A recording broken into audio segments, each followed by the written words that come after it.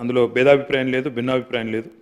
మా నాయకులు, ప్రతిపక్ష నాయకులు, గౌరవ పెద్దలు, తెలంగాణ తొలి ముఖ్యమంత్రి కేసీఆర్ గారు ఈరోజు కాదు అధ్యక్ష, 2004 డిసెంబర్ 17 నాడు ఆనాడు UPA 1 గవర్నమెంట్లో కేంద్ర మంత్రిగా ఆనాడు వారు ఇక్కడ మన రాష్ట్రంలో, ఆనాడు ఉమ్మడి ఆంధ్రప్రదేశ్ రాష్ట్రంలో ఉండే బలహీన వర్గాల సంక్షేమం కోసం పోరాడే ఆర్ కృష్ణయ్య గారు, వకులాభరణం కృష్ణమోహన్ రావు గారు, ఇట్లాంటి పెద్దలందరినీ కూడా తీసుకొని ఆనాటి అప్పటి ప్రధానమంత్రి గౌరవనీయులు మన్మోహన్ సింగ్ గారి అపాయింట్మెంటు వారు కోరినారు సార్. ఎందుకంటే బలహీన వర్గాల సమస్యల మీద మాట్లాడాలి, సమయం ఇవ్వండి అని కోరితే ప్రధానమంత్రి గారు ఒక 5 నిమిషాలు సరిపోతుందని అడిగినారు.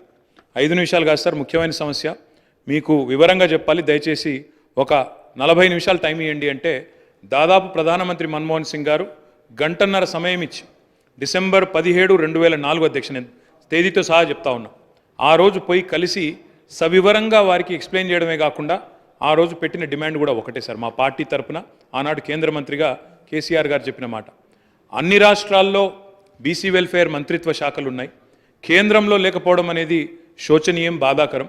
కాబట్టి ఓబీసీ వెల్ఫేర్ మినిస్ట్రీ ఖచ్చితంగా పెట్టండి ఆనాడు ఒక సహచర మంత్రిగా ఆ రోజు కేసీఆర్ గారు ప్రధానమంత్రి గారిని ఇక్కడ నుంచి మొత్తం సోదరులందరినీ కూడా తీసుకొని పోయి ఆ రోజు డిమాండ్ చేసిన విషయాన్ని కూడా నేను గుర్తు చేస్తా ఉన్నా అధ్యక్ష. ఆ రోజు డిమాండ్ చేయడమే కాదు, ముఖ్యమంత్రిగా ఆనాడు తెలంగాణలో 2014 తర్వాత ఒకసారి కాదు అధ్యక్ష, 2 సార్లు తీర్మానాలు కూడా చేసి పంపించినాము.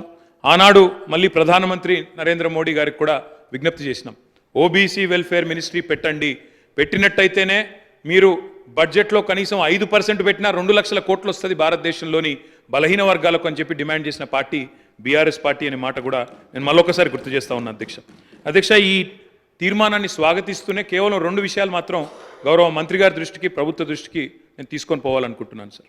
అధ్యక్ష, ఏ కార్యక్రమం చేపట్టినా ఇప్పుడే గౌరవనీయులు గంగుల కమలాకర్ గారు ఒక మంచి మాట చెప్పారు. బీహార్లో ఈ ప్రయత్నం చేసినారు, అక్కడ జనరల్ అడ్మినిస్ట్రేషన్ డిపార్ట్మెంట్ ద్వారా, GAD ద్వారా అక్కడ ఈ కార్యక్రమాన్ని వారు ప్రయత్నం కూడా చేసినారు. ఆనాడు JDU కాంగ్రెస్ పొత్తులో ఉండే అనుకుంటా, అక్కడ ప్రయత్నం RJD పొత్తులో ప్రయత్నం చేసినారు. కానీ దురదృష్టవశాత్తు న్యాయపరమైన చిక్కులు రావడం వల్ల మొత్తం ప్రక్రియ ఆగిపోయింది.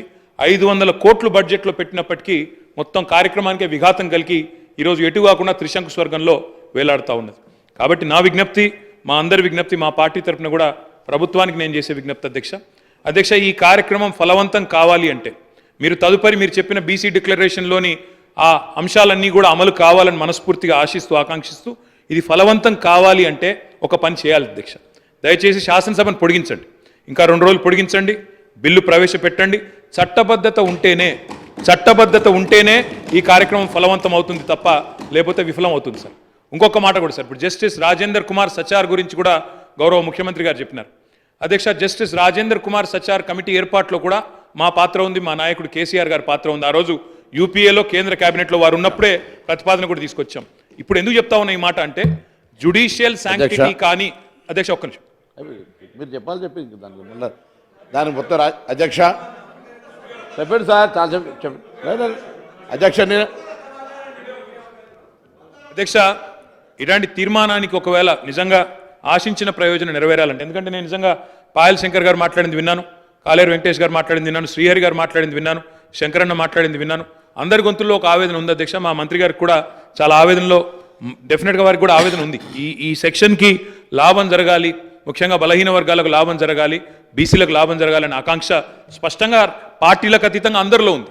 ఉన్నప్పుడు అది ఫలవంతం కావాలంటే జ్యుడిషియల్ శాంక్టిటీ ఉండాలి, లేదా ఎందుకంటే వారే అన్నారు జస్టిస్ రాజేందర్ కుమార్ సచార్, మీరు హైకోర్టు చీఫ్ జస్టిస్ని అడిగితే మీకు ఒక సిట్టింగ్ న్యాయవాదిని ఇస్తారు, జ్యుడిషియల్ కమిషన్ ఏంటి, లేదా బ్రహ్మాండంగా స్టాచ్యూటరీ శాంక్షన్ కావాలి అంటే రేపు ఎల్లుండి శాసనసభను పొడిగించండి, తమరి నిర్ణయం, వెంటనే బిల్లు తీసుకొని రండి, మేము సంపూర్ణంగా మా పార్టీ నుంచి మద్దతు తెలియజేస్తామని చెప్పి కూడా తెలియజేస్తూ మీకు ధన్యవాదాలు అధ్యక్ష అవకాశం ఇచ్చారు.